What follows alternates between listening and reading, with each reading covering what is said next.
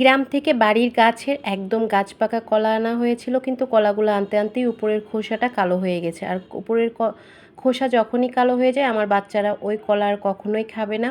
তাই বুদ্ধি করে এই পিঠাটা বানিয়ে দিলাম। বানানোর সাথে সাথে নিমিষেই অর্ধেক শেষ করে ফেলেছে। ফার্স্টে কলাটা চটকে নিয়েছি, তারপর এখানে মিষ্টিতে লবণ খেলে সামান্য লবণ দিয়ে দিবেন। এরপর দিয়ে দিচ্ছি স্বাদ মতো চিনি।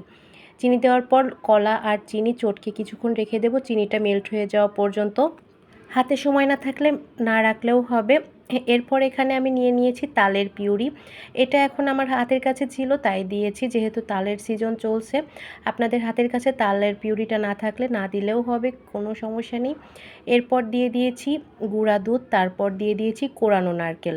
এগুলো থাকলে দিবেন, না থাকলে না দিবেন, তবে দিলে টেস্টটা বেশি ভালো হয়। এরপর এখানে দিয়ে দিচ্ছি আমি চাউলের গুঁড়ি। এখানে আমি 2 কাপ চাউলের গুঁড়ি নিয়েছি। পরিমাণটা আমি এক্সাক্ট করে বলবো না, কারণ তালের তারপর কলার পরিমাণ অনুযায়ী চালের গুঁড়িটা লাগবে। পরবর্তীতে এখানে আমি আরও হাফ কাপ চালের গুঁড়ি দিয়েছি।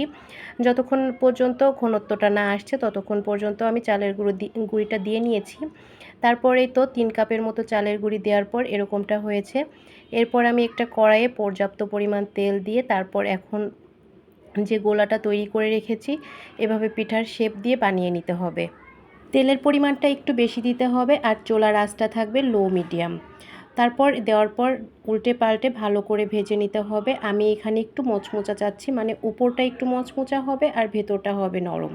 তো আমি একটু কালার আসা পর্যন্ত ভেজে নিচ্ছি। আপনারা আপনাদের পছন্দ মতো ভেজে নিতে পারেন, হালকা করেও ভেজে নিতে পারেন, তবে আমি যেহেতু একটু ক্রিস্পি চাচ্ছি তাই একটু বেশি কালার এনে ভেজে নিয়েছি।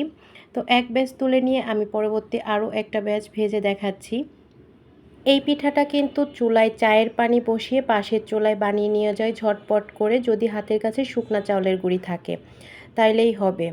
বানানো যেমন সহজ, খেতেও মজা। আর এটা ঘরে রেখে 3-4 দিন পর্যন্ত অনায়াসে ভালো থাকে, আর বাচ্চারাও কিন্তু ঘুরে ঘুরে খেতে খুব পছন্দ করে।